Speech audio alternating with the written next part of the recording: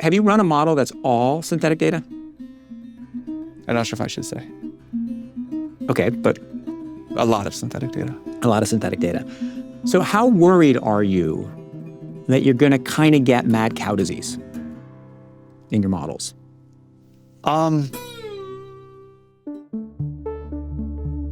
Hello, and welcome to The Most Interesting Thing in AI from Rethink, the Atlantic's creative marketing studio, in collaboration with PwC, a leader in helping organizations use AI. Sam Altman has been an important figure in Silicon Valley for roughly 2 decades. But as the head of OpenAI, particularly since the launch of ChatGPT 3.5 years ago, he's become a household name. He's sought out by heads of state, by journalists, by CEOs like me who want to talk to him about his thoughts on the future of the technology and how it will change our world. With all that attention have come some dark consequences. In April, Sam's home was attacked with a Molotov cocktail, and then in a separate incident days later, someone fired a gun on the street outside of his house.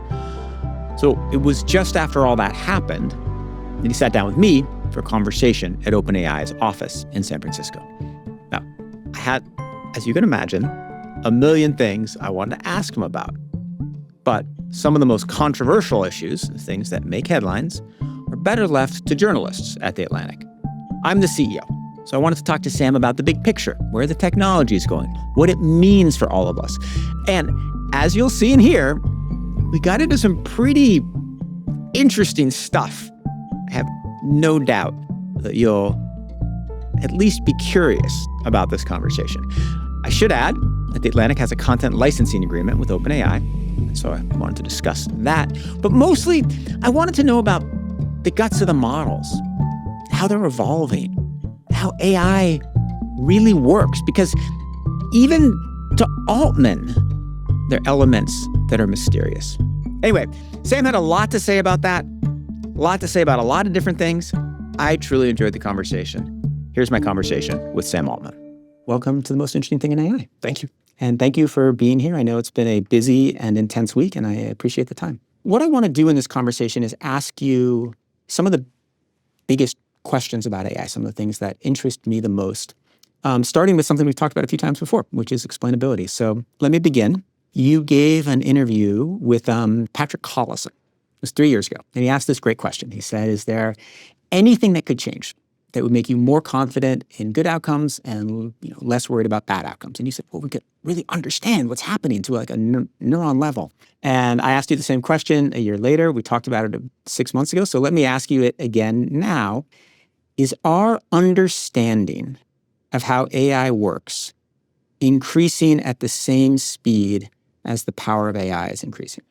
Let me answer that question and then talk about back to Patrick's question of what would make me more or less confident, because the answer there has changed a lot. Oh, wow. Okay, great. On the understanding of what AI models are doing, I think we still don't have a great kind of mechanistic interpretability framework of the world. It's gotten somewhat better, but I don't think anyone would say, like, I understand exactly everything happening in one of these neural networks. The chain of thought interpretability has been quite a promising direction for us. It's fragile, and it depends on a bunch of things not falling to various potential optimization pressures. But I can't inspect my own brain with an X-ray machine and understand exactly what's happening in, every neuron as it's firing and connecting. But if you ask me to explain to you why I believe something, or how I came to some conclusion, I can do that. And, maybe it's how I really thought about it. Maybe it's not. I don't know. Like, there's a kind of introspection failure there. But whether it is or isn't, you can look at the logic and say, like, okay, that is a reasonable conclusion given these steps. And the fact that we can do that now with our models does seem like quite a promising step forward. I can still imagine all sorts of ways where things go wrong and where the models can deceive us or conceal stuff from us or any number of other things. So I wouldn't say this is like a complete solution by any means. But even in my own use of these models for increasingly powerful tasks, I was one of these people that said, I am definitely not going to let Codex just have full access to my computer and run in what we call YOLO mode. And I lasted a few hours, and I was like, it's too helpful. You've given Codex access to your whole computer? To be perfectly honest, and I have 2 computers, but yes, one of them I have. It's air-gapped. One of them I have. The fact that I can kind of see what the model is doing. Yeah. And the fact that the model can explain to me like why this is okay and here's what I'm going to do, and that I trust that it's almost always going to follow that. But hold on a second. So chain of thought for everybody is, you type in a question and then it says, looking up this, doing this, and you can follow it. Yeah. That in order for chain of thought to be a good method for explainability, it has to be true. The model can't be lying to you. And we know that the models deceive you sometimes and lie about what they're thinking and how they reached answers. Yeah. So how do you trust chain of thought? So you need many other pieces in the defense thing, so that if the model says this, it's actually a true statement. It's not, and this is something our alignment teams work on a lot. As I said, I don't think it's like the complete solution, but I think it is part of a package where you are also verifying that the model is being a faithful actor. Yeah. And that you verify that the model is doing what it say it's going to do. And we've published a lot of results about cases where it doesn't. Right. So I think this is only one piece of the puzzle, and we can't just entirely trust that the model will do it. We have to look for deception and these other kind of really strange emergent misbehaviors. But it is a important tool in the toolbox. The thing that has both interested me, I'm so fascinated by this topic, it's not like a car, right? It's not like you built a car and you know how it works, right? Okay, this leads to an explosion here, and this leads to this, and this leads to that, and then the wheels go forward and you go forward. You've kind of built this machine and you're not really sure how it works, but you know what it does and you know the limitations. And so the quest to understand more about the inner workings is amazing. So you feel like chain of thought is the best way to understand the inner workings? Important part of the whole package. Yeah. But not sufficient on its own.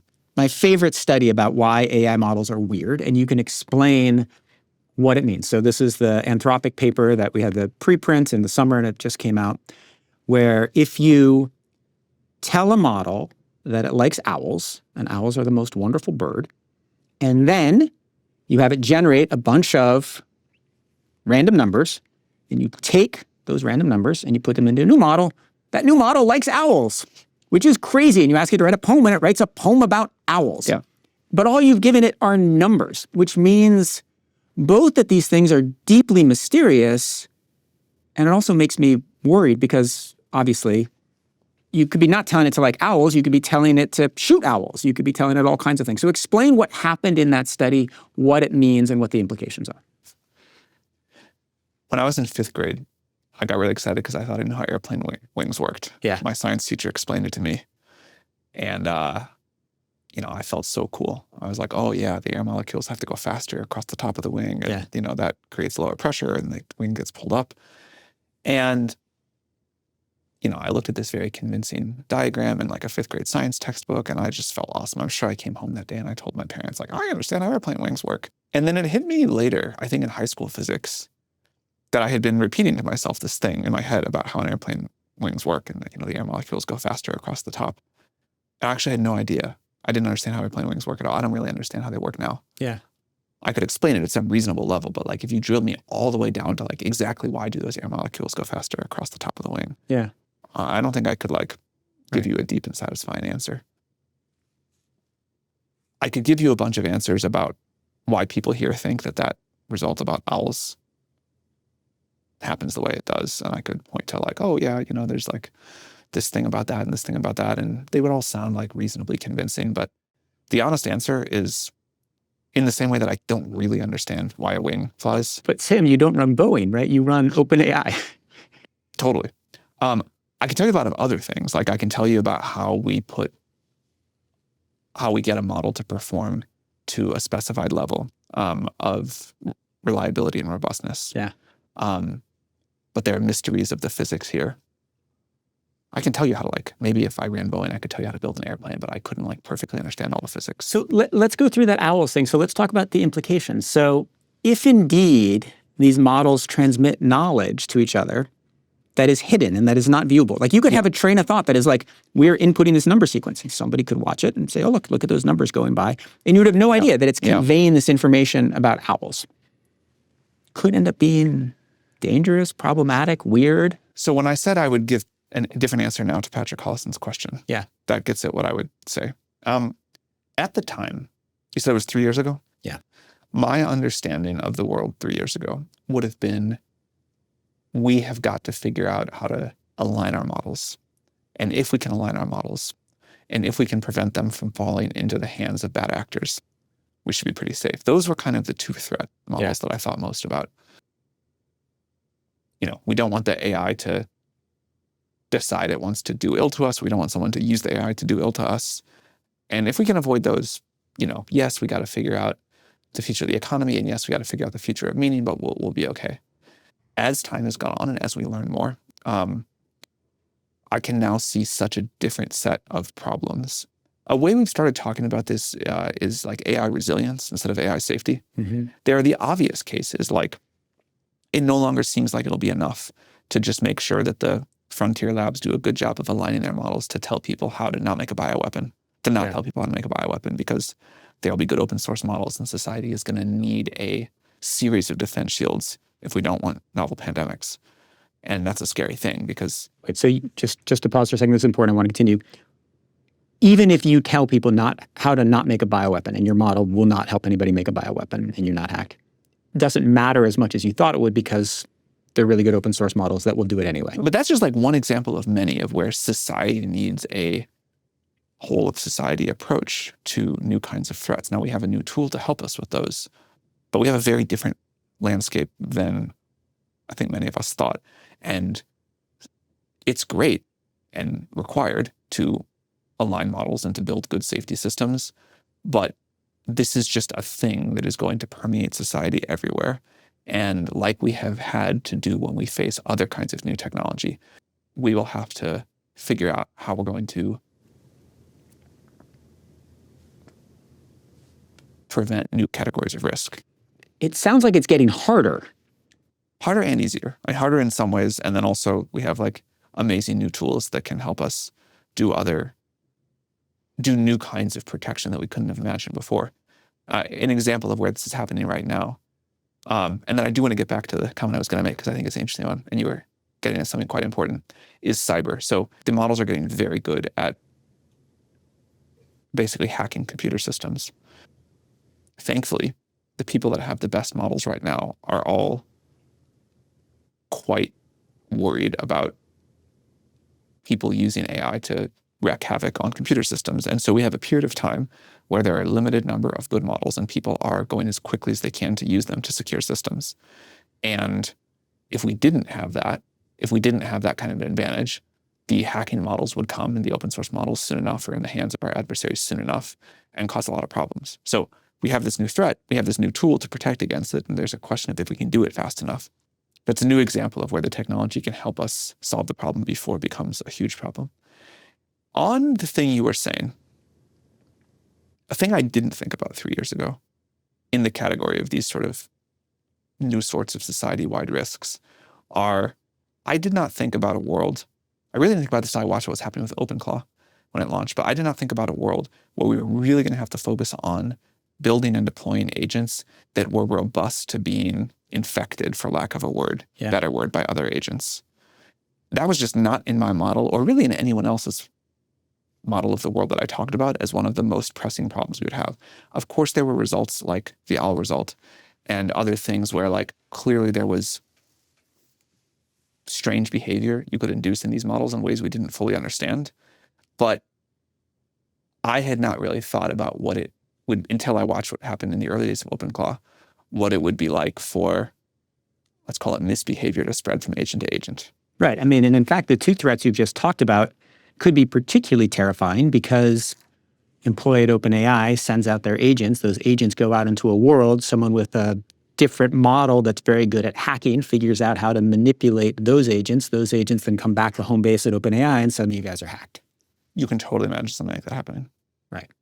So what do we do to make the odds of that happening less?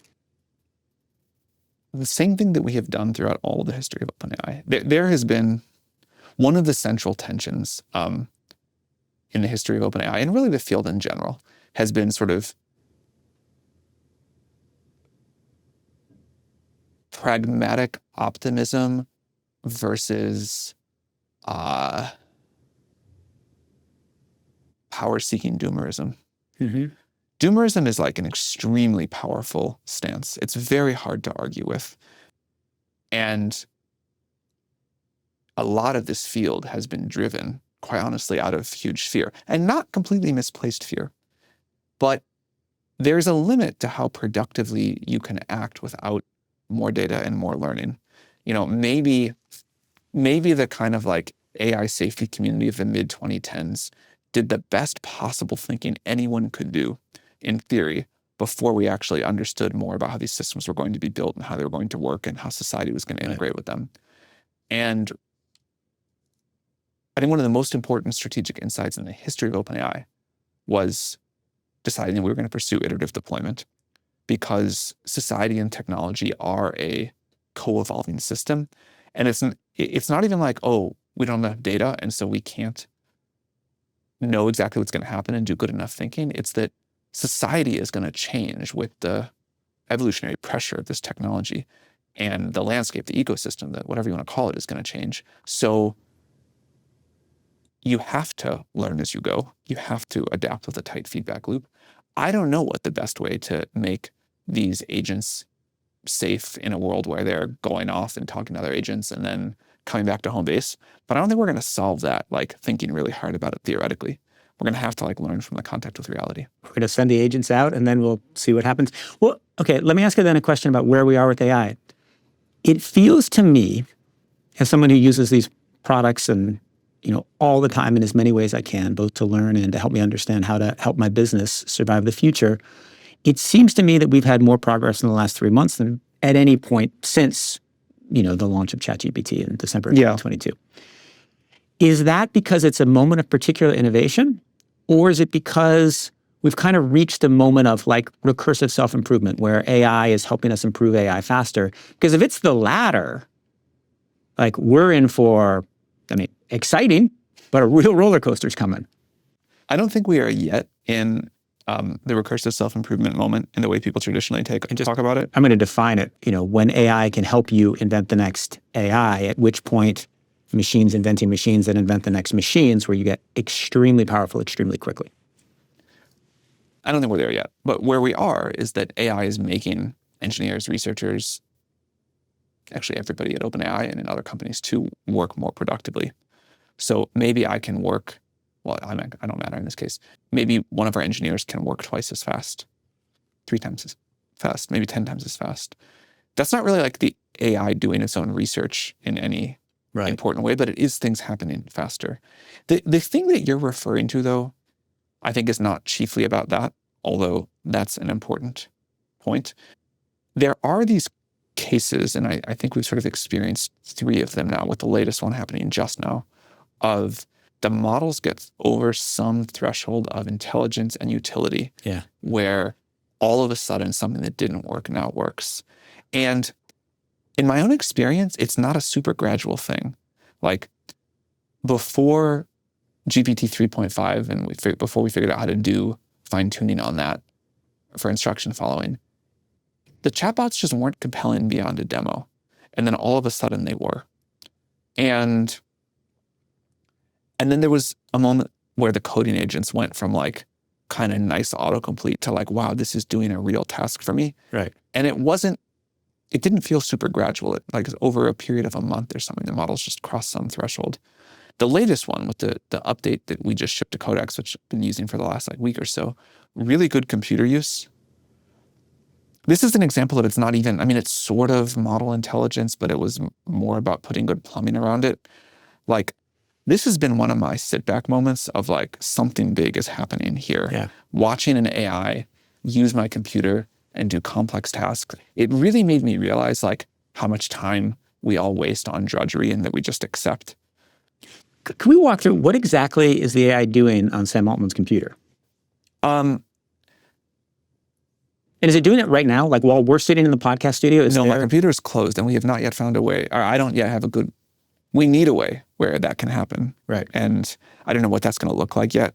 Like maybe we'll just all have our laptops keep running when we close the screen and always connect them to power. Maybe we'll all set up like a remote server somewhere. Something is going to happen. Yeah. I don't have the anxiety as bad as other people do who like wake up in the middle of the night to kick off new Codex tasks because they feel like they're just like wasting time otherwise.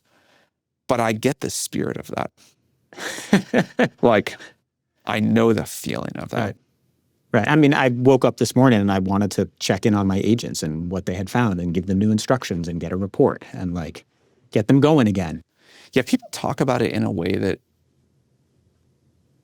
sometimes feels like unhealthy, addictive behavior. Right. Can you say what they're doing on your machine? The best thing that I have them do right now is to deal with Slack for me. And not just that, like I don't know about you, but I have like this just mess where I'm constantly going between like Slack and iMessage and WhatsApp and Signal and email. And, I feel like I'm just like copying and pasting things around. I'm doing a lot of drudgery. I'm, trying to like find files and go wait for some basic thing and just do some very menial thing. And I didn't realize how much time I spent doing that until I found a way to free myself from a lot of that. This is, I think, a good transition into one of the most other interesting things about AI and the economy is that these tools are amazing, great, flaws, hallucinations, all kinds of problems, but they're, to me, genuinely amazing.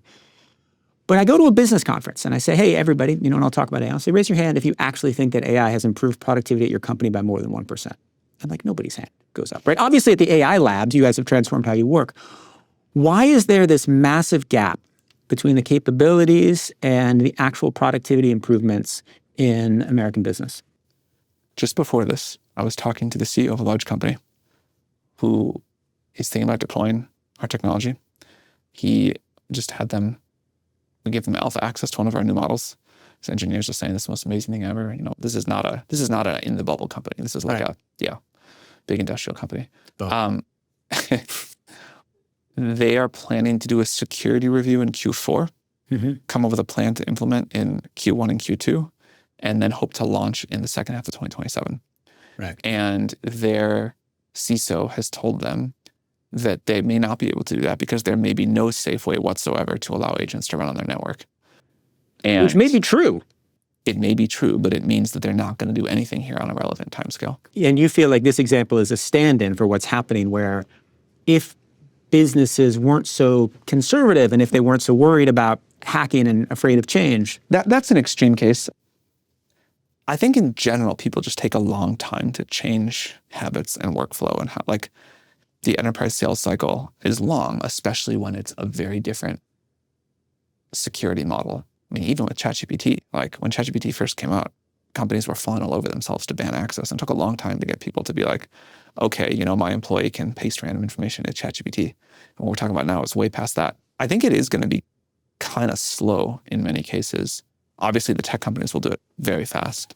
A thing that I worry about is if it's too slow, then I think what happens is the companies of today who don't adopt AI mostly have to compete with 1 to 10 person companies with a lot of AI. And that will be very disruptive to the economy. I think it's actually much better if the existing companies kind of adopt AI fast enough that there's like a gradual shift in work. Right. So this is like one of the most complicated sequencing questions for our economy, which is if AI comes incredibly quickly, it's a disaster because it's a disaster in the short term because it all gets thrown up in the air. And if it comes really slowly for some of the economy and super fast for another part of the economy, it's also a disaster because then you have massive consolidation of wealth as well as disruption. It seems kind of like we're going towards the latter one. And there's going to be a very small part of the world and a small number of companies that get extremely rich and do extremely well. And then a lot of the rest of the world that doesn't do so well. Yeah. It does feel like that. I don't know the future here, but it does feel to me like that is the most weight on that outcome right now. And I agree that is very challenged. Right. So as the CEO of OpenAI, you've laid out a bunch of policy proposals, ways America should change tax policy. You've talked about universal basic income for years. But what are the things that you need to do, not as a policymaker, someone involved in American democratic governance, but someone who runs this company to make it less likely that there is a massive consolidation of wealth and power that ends up being quite bad for our democracy?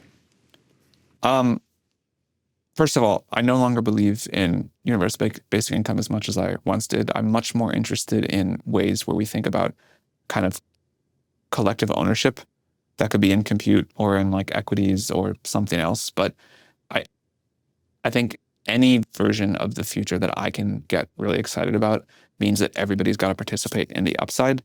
And I think just like a fixed cash payment, although useful and maybe a good idea in some ways, does not get it what we're really going to need for this next phase and the kind of like collective alignment of shared upside as the balance between labor and capital shifts.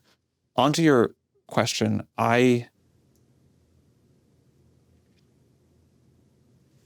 these are all going to sound like self-serving answers. I think we should build a ton of compute. I think we should work to make intelligence as cheap and abundant and broadly accessible as possible. I think if it's like limited and hard to use and not well integrated, then the kind of existing rich people are going to bid up the price, and it's going to lead to, further stratification. And I don't think it's just about amount of compute we make available, although that's probably the most important. It's also how easy we make these tools to use for people. Like right now, to get going with Codex is dramatically easier than it was 3 or 6 months ago, when it was just a command line thing and really complicated to set up. There was like a narrow set of people that could do it. Now you install this app, but it's still like not something that like a really non-technical person is probably going to get super excited about. So there's like a lot more work to do there. Certainly part of what we believe in is just not just telling people this is coming, but showing them so they can make up their own minds and give their own input. Those are some of the big ones. Makes sense. I mean, it would be better if everybody, felt good about the growth of AI. What's happening, though, in America is people are coming to kind of dislike it, right? Totally. The most shocking thing is young people, right, who would have thought were AI native, and the recent Pew studies that were in the Stanford HAI report that came out, quite discouraging. Do you see that trend just continuing? Like, when does that reverse? When does this kind of growing distrust and dislike turn? I don't think people... We talk about AI in a way of the kind of like, you and I even hear this just technological marvel and how amazing this is and all this cool stuff we're doing. And that's fine. But I think what people really want is like prosperity, agency, the ability to have an interesting life and to be fulfilled and have, some impact.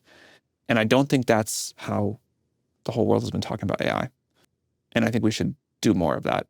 I think the whole industry, OpenAI included, has gotten this wrong in all sorts of ways. I remember an AI scientist saying to me once, people really need to stop complaining. Sure, maybe some jobs are going to go away, but people are going to get a cure for cancer, and they should just be happy about that. Right. And I don't think that message works at all. My favorite phrase about, the early conversation about AI was dystopia is marketing, right? And this is big AI labs talking a lot about all the dangers that will come, which then, of course, leads to... I think there are some people who do that for reasons like wanting power or whatever, but I think mostly people are genuinely concerned and have wanted to talk honestly about that. Yeah, it's backfired in some ways, but I think the intention there has mostly been good. Can we talk about what it's doing to us and the way our minds work? Another paper that I was really struck by was something that DeepMind put out, or that Google put out. It was about homogeneity in writing, and it was a study about how people write when they use AI, and they took old essays, they had AI edit it, they had AI assist writers, and what happened is the more people used AI, the more creative they thought their work was, but the more it kind of coalesced around the same form. Weirdly, not a human form. It wasn't like everybody started to write like somebody who existed. They started to write in a way they'd never written before, but it was like all these people thinking they're being creative, but they're actually becoming more homogenous. This has been astonishing to me to witness. I assumed, when I first noticed this trend, about how like writers are writing on, in media, or Reddit commenters were writing on Reddit. Yeah. I assumed that this was just all AI writing for them, because I kind of couldn't believe that in such a short amount of time, everybody had adopted the like tics and style of ChatGPT. And I was like, all right, I can tell for sure that's just someone connected ChatGPT to their Reddit account, or, they're not writing their own articles. And then I came to understand over a year or so that actually they were writing, and they had just like picked up the tics of AI. And not just like the M dashes or the other kind of really big signatures, but like the subtle diction too. Yeah. And that's been very strange. We talk about like, we make a product that about 1 billion people use, and some small number of researchers are making some small and some big decisions about how it should behave and how it should write and what its personality should be. And we talk about like, that's sort of a crazy big deal. And we've seen a few times in our history of good or bad decisions there and the impact they have. But the impact that has on like literally how people express themselves and how quickly that can happen was not something I expected. What are the good and bad decisions? Well, a lot of good ones. I'll talk about the bad ones. What are the bad ones? Those are more interesting. That's what I figured. I think the worst thing we've had was the sycophancy issue. I think you're totally right about that, Sam. There were a bunch of interesting takeaways. I mean, the reasons that was bad was obvious, and in particularly for like users in mentally fragile states. Yeah. Too much of encouragement of delusion, even in cases where it's hard to like as we tried to like clamp down on this, users very quickly learned that they should just say, well, pretend like you're role playing with me, write fiction with me, right. Whatever.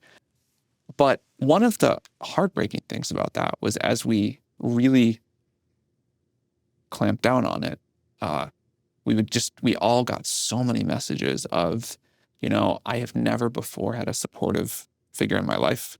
I had a terrible relationship with my parents, never had a good teacher, haven't had a lot of close friends, never really felt like I had something that believed in me. I know this was just an AI.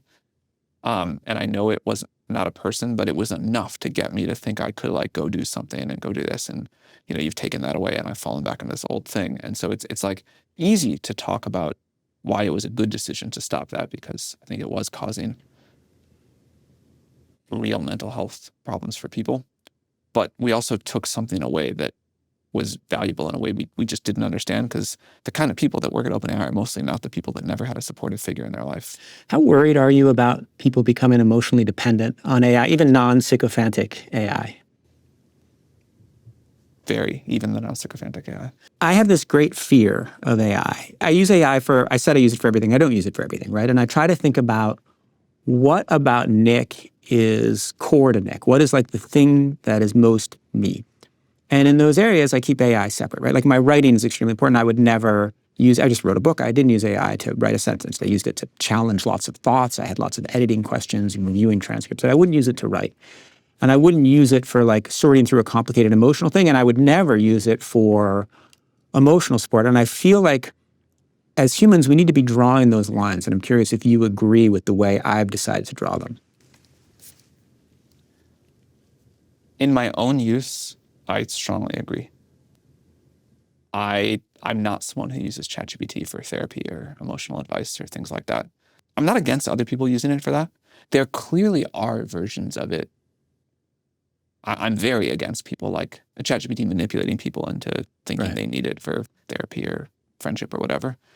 But a lot of people do get extreme value out of that kind of support from these. And there's some version of that I think is totally great. Right. Do you ever regret that you made it so human-like? Right? There've been a lot of like structural decisions. I remember when watching ChatGPT type, and it kind of looked like another human typing, and then kind of the decision to go to AGI and making it more and more human-like and human-like voices. Do you ever regret that you didn't draw firmer lines so it was clearer that this is a machine and not another person? I mean, our perspective is we did draw, like, we've not done the kind of like human-like avatars. Right. We try to have the style clearly be a tool and not a person. So I think relative to the other offerings out there, our view is we drew a pretty clear line, and I think that's been important. But you've also set your target as artificial general intelligence, very much defined as matching and then exceeding human intelligence. It's not like you've human level. Like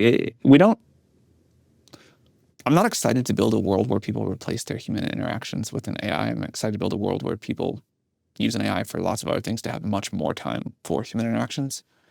And I'm not that worried on the whole that people are going to be confused about the two. There will be some people, of course. There already are some people who just decide to like kind of shut themselves out of the world and live in the internet. Right. But most people like really want to connect with other people and be around other people. And are there product decisions you could make to make these lines even firmer? I mean, I feel I'm on, from a distance. I'm not in the product meetings where you're deciding, should we make it more human-like or should we make it more robot-like? Well, the advantage of human-like is people will like it more. The advantage of robot-like is, the lines will be clear. Are there other things that you could do to draw firmer lines, particularly as these tools get more and more powerful? It's funny, the thing that people request the most, even people who are like not at all looking for a kind of parasocial relationship with the AI. They say, can it be warmer? Yeah. Like that's the particular word. You know, like if you use ChatGPT, it feels kind of cold and robotic. Mm-hmm. And it turns out that's not what most people want. Now, people also, I think, don't want the like really kind of like fake human, super friendly, super what, like I've played around with a version of voice mode that feels very human-like. It breathes, it says like, it pauses, it says like it, what I'm doing right now. I don't want that thing. And I feel a very like visceral reaction to that. And then as soon as it talks more like an efficient robot, but still like warm and, you know, kind of gets through my whatever detection system my brain is, I'm much happier. Right. So there will be a balance there. I think people want different versions of it. Yeah, so the way you'll be able to tell it's an AI if it's actually clear and articulate instead of like stumbling and mumbling the way we all do.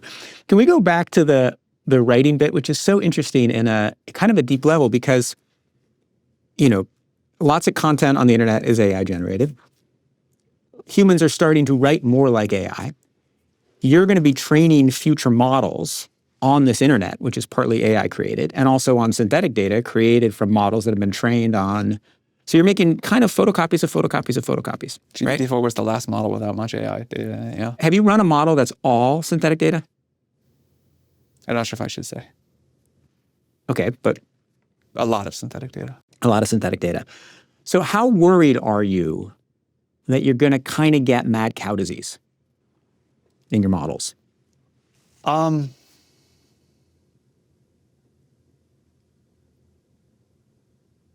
Not. Because? I think what we're trying to train these models on is to be really great reasoners. Fundamentally, that's what you really want one of these models to do. There's some other stuff too, but you just want this to be like a really smart model, and I believe you could get there entirely on synthetic data. So you think, just to make it clear to the listeners, that you could take a model and train it entirely on data created by other computers and other AI models, and it could be even better than one that was trained on actual human content? If we use as a thought experiment to get at that, could we train a model with no human data that eventually surpassed human mathematical knowledge? I think we'd say yes. Mm-hmm. You could probably just figure that out. That's kind of like that seems very possible. If we said, could you make a model that would understand all of human cultural values without any data about human culture, then we'd probably say no. Right. So there's like a trade-off here, but on the reasoning ability. On the reason, right, okay, fair enough. And if you wanted to know what actually happened, you know, yesterday in Iran, you need an Atlantic subscription. So actually, let's get to, I want to talk about media for a second. So one of the most interesting things that's happening in media, and I obviously run a media company, is that the nature of the web is totally changing. Yeah. Right? And, you know, there are some outgoing links. Thank you for the outgoing links. I should note here, we do have a partnership between the Atlantic and OpenAI. You know, we try to encourage a number of people to ask a query and then click on the link to Atlantic. But people don't really do that. And they don't really do it from Gemini. I'm glad it's there, but it's tiny. The web is going to consolidate, right? And so you're going to have two things happen, where you're going to have less traffic going from search out to external sites. And then you're also going to have a huge percentage of web traffic is going to be agents, right? It's going to be, my agents are out, you know, the amount of searches that come from Nick Thompson's computer, the number of human searches has stayed constant over the last 6 months, and the total number of, you know, agent searches has gone up by 1,000, right? So how does a media company, and I use media as like a stand-in for lots of companies, survive in a new web where there isn't traditional search, and most of the people who come to your content are not people, they're agents? What's going to happen? I can give you my best theory, and I'll caveat this by no one knows. What I hope will happen, and what I've wanted to happen for a long time, but really makes sense in a world of agents, is we try a sort of micropayment-based approach.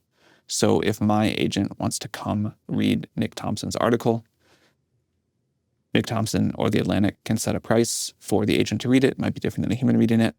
My agent can read it, pay 17 cents. Give me a summary of that. If I want to go read the whole article, pay $1 right then or whatever, however that works.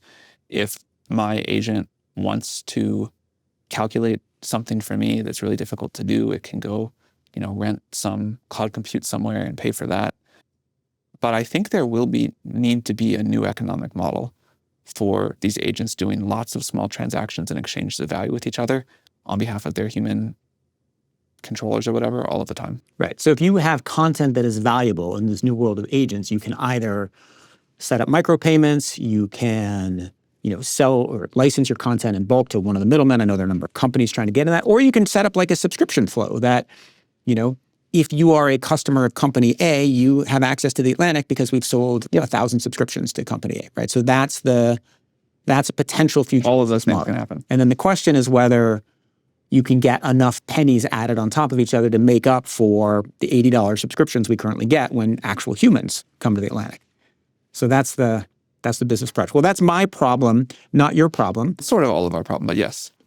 Well, actually, it is. It is your problem because if media can't create great new content, then the AI search model, the search engines are far less effective. And if creators can't make lots of money, then everything is worse and society is worse. Let me ask you a few kind of big questions. AI has kind of run forward on transformer architecture, scaling data. And are we going to get to a new post-transformer architecture at any point in the future that you can see? At some point in the future, probably. Okay. No, I guess the question is going to be like, will we discover that unaided on our own, or will AI researchers help us figure that out? And? I don't know. Okay. Do you think there might be a neurosymbolic element to it where you have a bunch of structured rules, or do you think it'll be more like what we've been using? I'm curious why you ask that.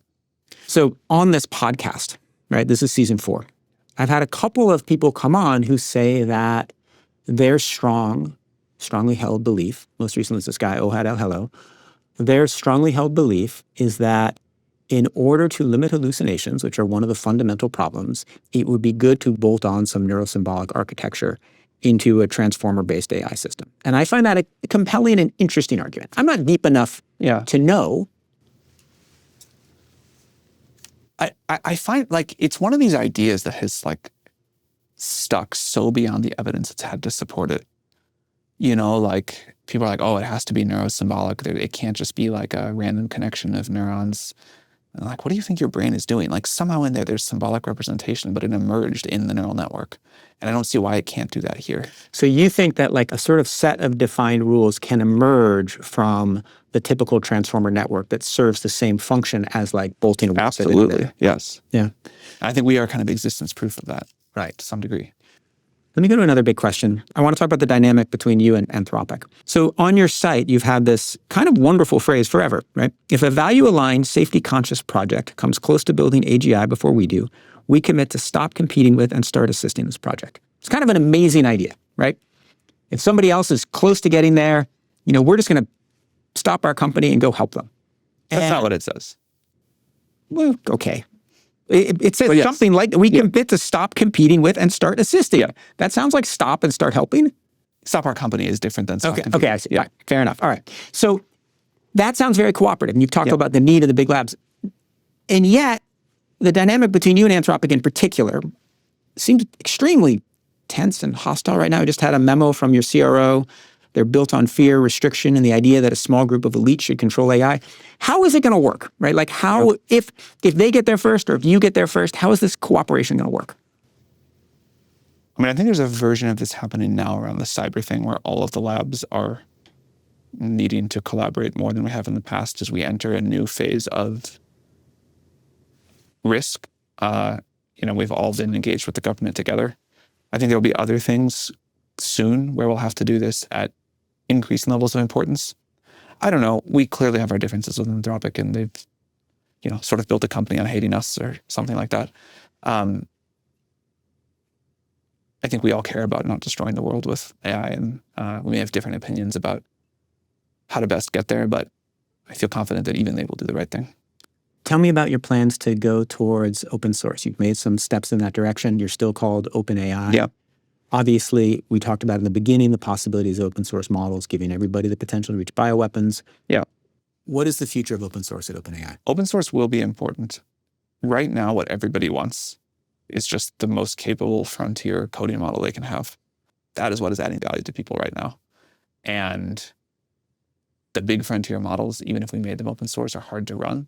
But there will be a place for open source in what we do in the future. The code for some of the code for Cloud Code recently leaked, and there's this amazing detail in it where if they sense that an open source or other model is trying to train off their data, they send it a bunch of fake data. Yeah. Which is kind of funny and amazing. How do you prevent distillation and other open source models training on your outputs? I think there are things like that we and others can do, but clearly, and part of the reason, like, if you deploy a model in a way that its chains of thoughts are openly being shared, people are going to distill off of it. And you can do various tricks to try to make it less effective, but it's going to happen. There are things you can do instead, like say, our model's just not going to share chains of thought above a certain level of quality, but that's the trade-off. It's really important that the chain of thought be in English, right? Because you mentioned earlier... Our approach, yes. There are other people who don't think that way. But what if it was more efficient for a model to have a chain of thought that was in an own robotic language?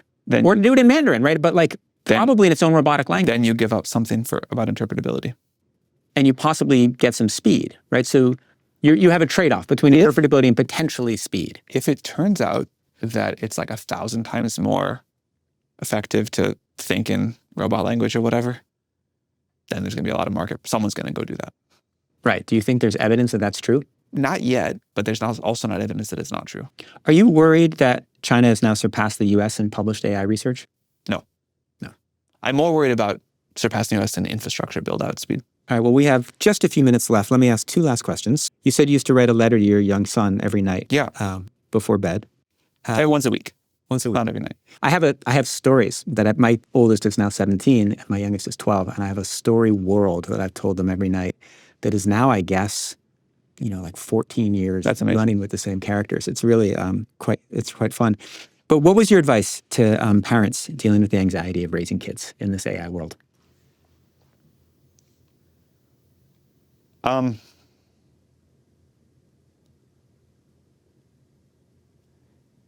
My general belief, I'm more worried about the parents than the kids. Really? The kids figure it out. I remember what it was like when computers came out and my parents were like, what is this going to mean? And, what is this going to do? And I was just like, this is awesome. And I could use computers much better than my parents when I was relatively young. Watching what kids who are really AI fluent can do with AI and what they can build and how they kind of do their workflow relative to most of their parents, sounds like you're a big exception, is really quite impressive. But I am worried, just like, many times throughout history, young people adopt technology faster and more fluently than older people. This time seems particularly sharp. And yet, young people are the ones their fear of AI is growing the most. I think young people's fear of everything in sort of general unhappiness and anxiety is higher than it's been at any previous time, and maybe AI is the current thing for that to collapse on. Something has clearly gone wrong in our society about young people, and I got a bunch of theories about what it is, but I don't think their main issue is AI. So you think the anxiety about AI among young people is something else? I think it's the most obvious place to project a lot of other anxiety. So your advice to young people is still use the tools, build new things, be curious. That's definitely my advice. Look, I think society and the economy is clearly going to have to change in this world. And young people seem to understand that more. Yeah. And they'll be anxious until it does change.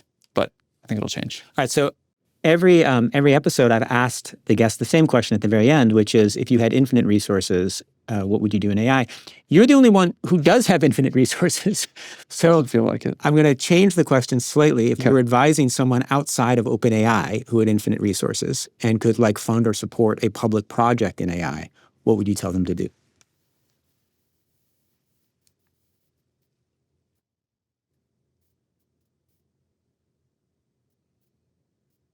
There were a few things that came to mind, but I'll just say the one that's sort of to the top. Yeah. I would invest heavy in new approaches to computing that could be hugely more efficient per watt. Mm-hmm. I think that's interesting. The world is going to continue to want so much more. How many GPUs do you want working for you all the time? More than I have. More than you have. I got rate limited, man. I'm sorry. Codex rate limited. I'm sorry.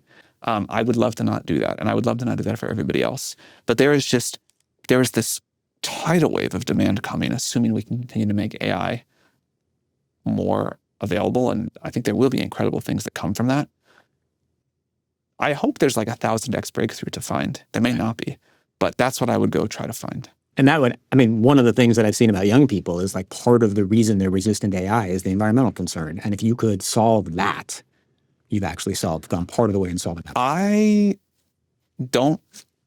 believe you that that's what they say. I know that is what they say. I think if we said we're going to go build a terawatt of solar power and we're going to power all of our data centers with solar, they would be no happier.